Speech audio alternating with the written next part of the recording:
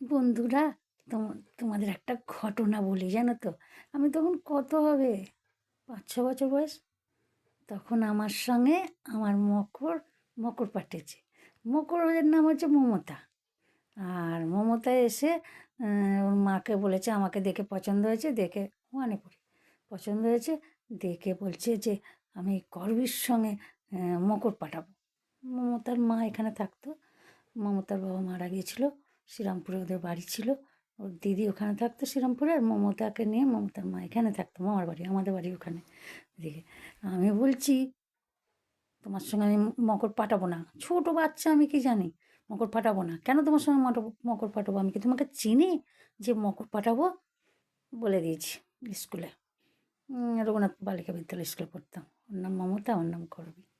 জানি না সে শুনছে কি না, শুনলে নিশ্চয়ই সে মনে করবে সে আগেকার ছোটোবেলার কথা। তারপর আমি বাড়ি চলে এসেছি। এবার মমতার মা আমাদের বাড়ি এসেছে বিকালবেলা। এ করবি, এ করবি বলে ডাকছে। আছি কী হলো, মা দেখো না, মমতার মা এসেছে, আমার সঙ্গে মকর পাঠাবে বলছে। তখন মমতার মাকে বাড়িতে ডেকে নিয়ে আসে, এসে বসতে দেয়। বলছে, কী হয়েছে দিদি, আপনি কী বলছেন?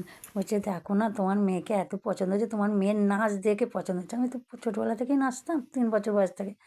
নাচ দেখে এত পছন্দ হয়েছে, আর এই স্কুলে ভর্তি করেছি, এই রঘুনাথপুর বালিকা বিদ্যালয় স্কুলে। ও বলছে, এই করবীর সঙ্গে আমি মকর পাঠাবো। সে তো কান্নাকাটি, খায় না, দায় না, কিচ্ছু করে না। তখন আমার মা বলছে, ঠিক এই সময়, এই সময়ের ঘটনা, পৌষ মাস। তখন মা বলছে, ঠিক আছে, আমি ওকে বোঝাবো খন। আমি তো বোঝবার পাত্রী নয়, আমি তাকে চিনি না, জানি না, আমি কেন মকর পাঠাবো? সে আমার বন্ধু নয়, কিচ্ছু না। বন্ধু হলেই যে মকর হয় সেটা তো আমি জানতাম না, মকর পাঠাতে হয়। তারপরে সে মনোরমা দি, আমাদের স্কুলের টিচার ছিলেন প্রাইমারি স্কুলে, রঘুনাথপুর বালিকা বিদ্যালয়ে, মনোরমা দিদিকে দিয়ে বলেছে, তুমি বলো, তুমি তো টিচার ওই স্কুলে, যদি করবি শোনে। মনোরমা দি এসেছে বাড়িতে, আবার বাড়িতে এসেছে, এ করবি, এ করবি, নিচে থেকে উঠোন থেকে ডাকছে। আর বলছে, মা, মনোরমা দি এসেছেন, তুমি যাও বাবা, ডেকে নিয়ে এসে। নিয়ে এলো মাচা, মানে যত্ন যেমন করে টিচারদের, সেরকম করেছে। করে বলছে, করবি রে, একটা কথা শোন, মমতার তোর নাচ দেখে মুগ্ধ হয়ে গেছে, তাই তোর নাচ দেখে তোকে মকর পাঠাবে বলছে। আচ্ছা, আমি কি নাচ জানি? আরও তো মেয়েরা নাচ জানে, তাদের মকর মানে না, তোকেই পাঠাবে, তুই রাজি হ। করবি, তুই একবার রাজি হ। মেয়েটা কেঁদে কেঁদে খায় না রে কদিন, মকর পাঠাবি, মকর সংক্রান্তি না। তাই বলছি বন্ধুরা, তারপরে মকর পাঠিয়ে দিল। মকর সংক্রান্তি জামা প্যান্ট আনলো, সব ওরা খরচা করেছে, করে নিয়ে এসে আমার সঙ্গে মকর পাঠালো। সেই বলতে হয়, সেই কথাটা বললাম, দুজনে বুড়ো আঙুল দিয়ে, আজ থেকে তুমি আমার মকর, তুমি আমার মকর, হারালে খোঁজো, মরে গেলে কেঁদো। এই কথাটা 3বার বলে নতুন জামা প্যান্ট ওরা দিল, আমরাও দিলাম। আমার বাবা কিনে এনে দিল।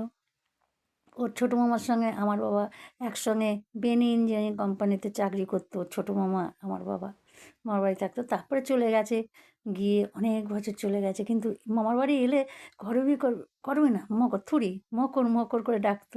আমি তো, মকর ভালো আছে? ও বলতো, তুমি ভালো আছো? আমি বলছি, হ্যাঁ ভালো আছি। এইটুকুনি দেখা সাক্ষাৎ আর হয় না।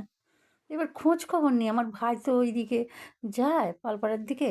তখন ভাই খোঁজ খবর নেয়, জানে, আমাকে বলে। আমার মা বলতো, আমার ভাইয়ের বউ এসছে, সে এখন বলছে মা বাবা তো কবেই চলে গেছে। এবার ভাইয়ের বউ থেকে খবর পাই, ওদের বাড়ি কেউ এলে আমাদের বাড়ি খবরটা জানা যায়, এই আর কি।